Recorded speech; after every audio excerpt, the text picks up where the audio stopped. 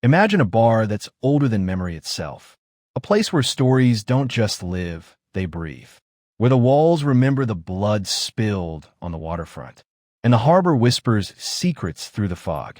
Welcome to EERIE Basin, the last dive bar in Red Hook, Brooklyn, a place that has seen everything and still hungers for more. Tonight, we'll step inside Ivy Pochoda's haunting short story, where a woman, a city, and something far older than both collide in a terrifying dance of dreams, greed, and survival.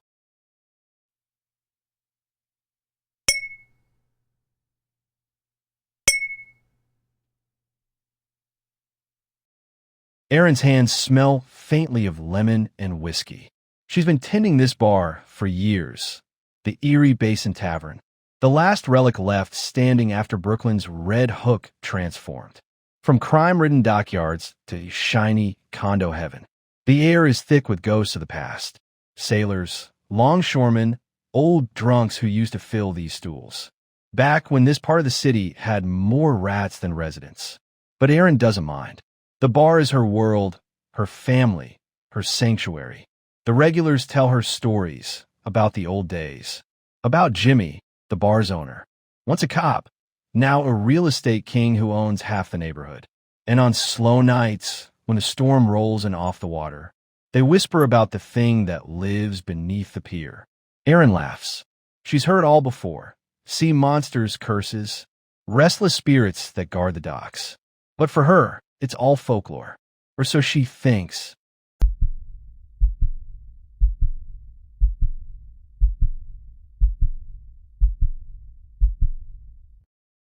Jimmy comes in one night, later than usual. His suit still crisp, but his eyes heavy, the kind of eyes that have seen too much. He orders as usual, a double bourbon, no ice.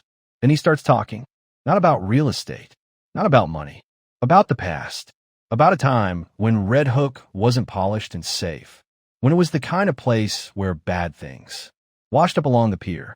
He tells Erin about two boys, orphans, he says, that he met when he was a young cop. They showed him something down by the water, something that should not have been there. A creature, ancient, shapeless, made of darkness, like the harbor's reflection at midnight. It offered him a deal, his dreams, his fortune, the power to build his empire. In return, something else, something unspeakable. Erin smirks. You've been watching too many horror movies, she says. Jimmy doesn't smile. His voice drops to a whisper. Don't forget, Erin, it only waits.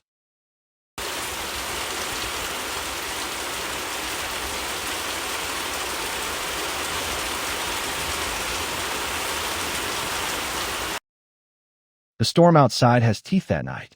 The wind howls through the cracks in the old bar's windows. And Erin feels, for the first time, something watching her. The regulars are gone. Jimmy's disappeared into the rain, and the lights flicker. She goes down to the basement to check the circuit breaker, flashlight trembling in her hand. That's when she hears it. A low, wet sound. Breathing. Something moves in the shadows. Something alive. A stowaway, Jimmy called it. The smell hits her next. Salt, rust, and rot. Like the ocean itself has crawled inside the walls. And then she sees it. A shape, almost human but wrong.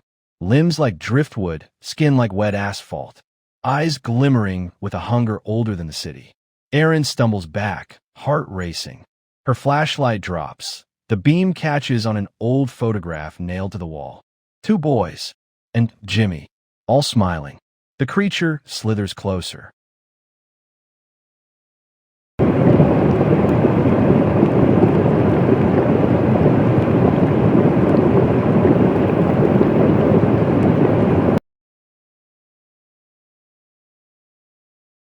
Erin runs upstairs. The door won't budge.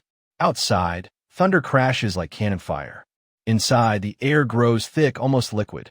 She hears Jimmy's voice, not in the room, but inside her head. I need a new host, Erin. I told you it waits. The truth comes like a wave she can't outrun. The bar isn't a business. It's a vessel. Every owner, every bartender, every regular. Part of the same living thing. Feeding it, keeping it alive. Jimmy made his fortune because of it. The bar gave him everything. His wealth, his success, in exchange for sacrifice. But now I'm tired of him.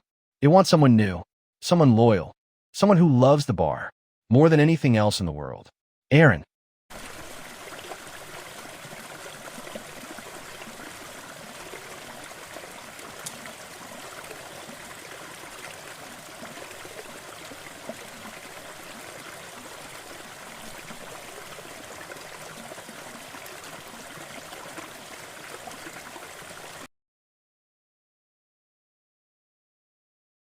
Aaron stands at the center of the bar, the neon light flickering red like a dying pulse. The walls breathe, the bottles rattle, the floorboards shift under her feet. She feels it, crawling up her spine, whispering promises. You can stay forever, never grow old, never be forgotten. It's seductive, that voice, the kind of promise that tempts even the strongest souls. But Aaron's not Jimmy. She knows the price. I'm not your host, she says. I'm your last drink.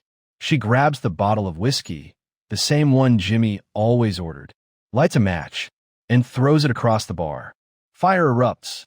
The thing screams, not in words but in sound, a deep, watery roar that shakes the walls. The bar burns. The rain hisses, and Aaron walks into the storm.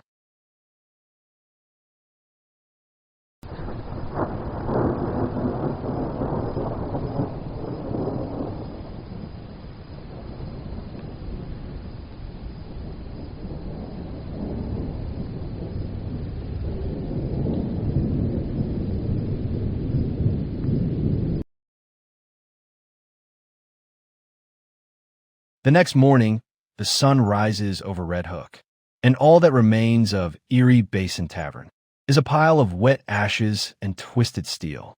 The city moves on, as it always does. Developers will rebuild. People will tell stories about the fire, about the bartender who vanished. But somewhere deep under the harbor, beneath the murky water and the sunken ships, something stirs, waiting, watching, hungry. Ivy Pochoda's EERIE Basin isn't just a horror story. It's a love letter to the dark side of Brooklyn, to the ghosts that haunt gentrified neighborhoods, and to the idea that some places never really die. What makes this story brilliant is its restraint. The creature, whatever it is, feels like a metaphor for everything the city swallows to survive. The poor, the forgotten, the lost. Erin isn't just fighting a monster. She's fighting history. The weight of men like Jimmy who build their dreams on the bones of the past. And Pochoda writes it all with that razor-edged elegance. She's known for sharp, gritty, and achingly human. The story's pace is tight, but every line drips with atmosphere. You can feel the damp air of the harbor, the glow of the neon sign, the desperation of people who cling to old places. Because everything else has changed. It's horror, yes, but it's also nostalgic. It's about what happens when we fall in love, with the ghosts of the places we can't let go. So next time you pass by an old bar, one that looks a little too empty, a little too untouched by time, stop and listen. You might hear the faint sound of waves, the echo of laughter that isn't there anymore. And if you're lucky or cursed, you might hear the whisper of EERIE Basin. Welcome home.